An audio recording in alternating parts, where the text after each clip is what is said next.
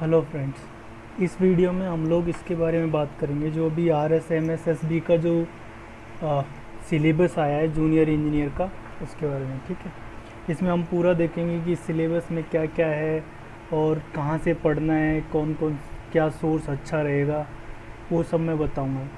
ठीक है, मैंने जो असिस्टेंट इंजीनियर के लिए जहाँ से पढ़ा था राजस्थान जीके के बारे में, मैं वो सारे सोर्स बताऊंगा। वहाँ से पढ़ने से ये हो जाएगा इसका सिलेबस भी। ठीक है, सबसे पहले एग्ज़ाम की स्कीम देख लेते हैं कि कित कितने कितने मार्क्स का क्या क्या है। ठीक है, जनरल नॉलेज जो है राजस्थान का, उसमें आर्ट, कल्चर, ठीक है, हेरिटेज और विरासत, परंपराएं एंड राजस्थान का भूगोल जो है वो इसमें 40 नंबर का है। ठीक है, वो भाग ए में है, मतलब एक ही पेपर में दो दो चीज़ें होंगी, मतलब क्वेश्चन भाग ए आएगा, उसमें 40 नंबर की राजस्थान जी के आएगी। उसी पेपर में फिर सिविल इंजीनियरिंग का 80 नंबर का होगा। ठीक है, तो टोटल मिला के 120 मार्क्स का पेपर होगा और 2 घंटे के लिए होगा। नीचे जो नोट्स में दिया हुआ है, पहली बात तो सबको पता ही है कि एमसीक्यू बेसिस पे होगा, कि मल्टीपल चॉइस क्वेश्चंस होंगे उसमें, और सभी प्रश्नों के अंक समान होंगे। मतलब 120 अंक है, मतलब 120 क्वेश्चन है, 120 क्वेश्चन और 2 घंटे। इसका मतलब है कि 120 मिनट में 120 क्वेश्चन, 1 मिनट मिलेगा हमको एक क्वेश्चन के लिए। इससे ये पता तो चल जाएगा कि वो लोग कोई बड़ा न्यूमेरिकल टाइप का क्वेश्चन नहीं देंगे कि जिसमें सॉल्व करने में थोड़ा टाइम लगे, और ये सब सीधा ऐसा क्वेश्चन आएगा कि याद है, रट्टा मारा है, तो वो सीधा टिक पड़ जाएगा उसके ऊपर। ठीक है, तो रट्टा मार क्वेश्चन आने के चांसेस ज़्यादा है। जब ऐसा बनाते हैं ना कि 120 क्वेश्चन करने हैं 2 घंटे में, तो इसका मतलब ये रट्टा मार क्वेश्चन ज़्यादा हमको करने पड़ेंगे। ठीक है, इसके बाद दूसरी जो लाइन है वो इम्पोर्टेंट है। यहाँ पे जो दिया हुआ है कि ये जो है,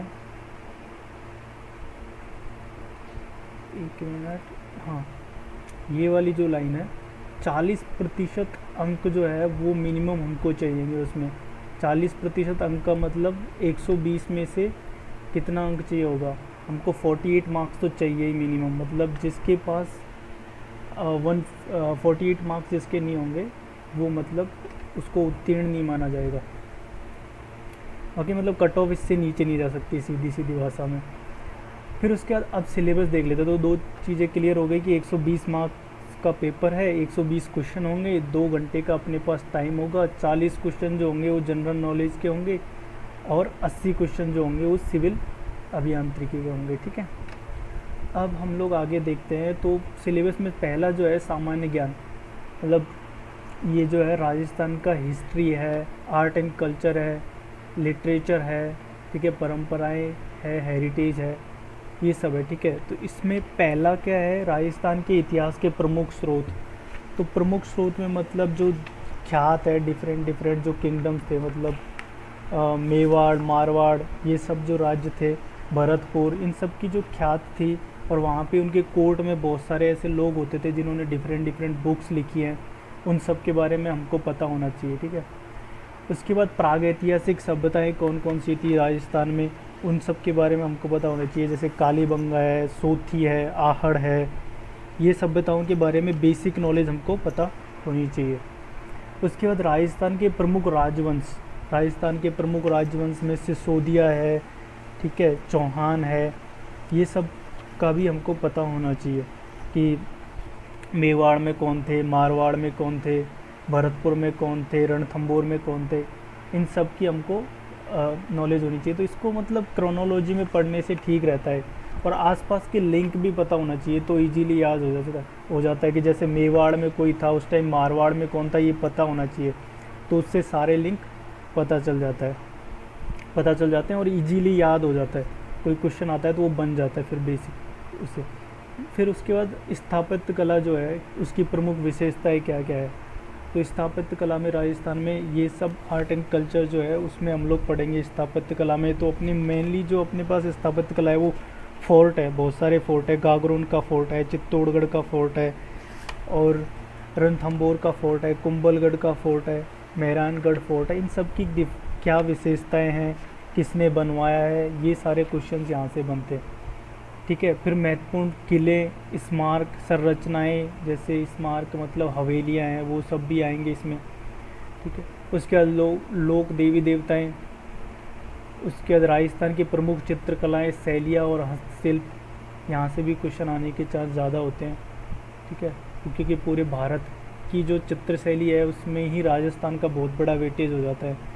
तो फिर राजस्थान तो है, मतलब इसको अच्छे से पढ़ना पड़ेगा। राजस्थान की भाषाएं, साहित्य की प्रमुख कृतियाँ, क्षेत्रीय बोलियाँ, ये सब भी पढ़ना है। ठीक है। राजस्थान की संस्कृति, परंपराएं, विरासत, ऐतिहासिक पर्यटन स्थल। उसके बाद यहाँ पे फिर मॉडर्न हिस्ट्री टाइप का आ जाता है कि राजस्थान की रियासतें और ब्रिटिश संधियाँ। और उसके बाद जन आंदोलन हुए 1857 में, राजस्थान का क्या योगदान था। ठीक है। कौन कौन राजस्थान की तरफ से 1857 में लड़े, कहाँ कहाँ पे क्रांति हुई, कृषकों के क्या आंदोलन थे। उसके बाद प्रजामंडल का क्या आंदोलन हुआ, राजस्थान का एकीकरण कैसे हुआ, राजनीतिक जनजागरण और विकास महिलाओं के संदर्भ में। ठीक है। तो ये कहाँ से पढ़ना है, कि मैंने जो पढ़ा था 9th क्लास की बुक थी राजस्थान का सामान्य अध्ययन जो है, वहाँ से हम लोग इसको, मैंने राजस्थान की उससे नोट्स बनाए थे उस टाइम पे। तो आर्य और ये सब, तो मतलब ये ऐसे नोट्स बनाए थे। ये नोट्स मेरे पास पड़े हैं, मैं इसको अपलोड कर दूंगा। मेरा जो टेलीग्राम का जो लिंक दिया हुआ है इस वीडियो में, उस पर मैं इसको अपलोड कर दूंगा, वहाँ से आप डाउनलोड कर सकते हो इसको। उसके बाद राजस्थान के भूगोल का देखते हैं। तो भूगोल जो है उसमें हमको राजस्थान की स्थिति, मतलब इसके अक्षांश और देशांतरीय विस्तार जो है वो हमको देखना होगा। उसके बाद राजस्थान के कौन कौन से भौगोलिक भाग है, राजस्थान को कितने भाग में हमने बांटा हुआ है। फिर उसके बाद राजस्थान का अफवाह तंत्र, ड्रेनेज सिस्टम जो है वो कौन कौन सा है, मतलब एक अरब सागरीय है। ठीक है। उसके बाद एक अपना बंगाल की खाड़ी का जो ड्रेनेज सिस्टम है, और एक इनलैंड सिस्टम है, वो हमको पढ़ना होगा। ठीक है। उसके बाद जलवायु, राजस्थान में क्लाइमेट्स कौन से हैं। उसके बाद मृदा, कौन कौन सी मिट्टियाँ हैं। ठीक है। प्राकृतिक वनस्पति, वन एवं वन जीव अभ्यारण्य, और ये सब के बारे में पता होना चाहिए। पारिस्थितिक मुद्दे, मरुस्थलीकरण जो है उसके बारे में हमको पता होना चाहिए। ठीक है। मरुस्थलीकरण के बारे में, कृषि, जलवायु और ये सब, पशुधन, बहुउद्देशीय परियोजनाएं, सिंचाई परियोजना, जल संरक्षण, परिवहन और खनिज संपदा। तो ये जो राजस्थान का भूगोल है, ये मैंने जब असिस्टेंट इंजीनियर का जो प्रिपरेशन किया था उस टाइम एक छोटी सी बुक मेरे को एडवाइस की थी। तो वो जो बुक है वो मेरे को ठीक लगी थी, ये वाली बुक थी। ज़्यादा बड़ी नहीं है, इसमें कम ही पेज हैं।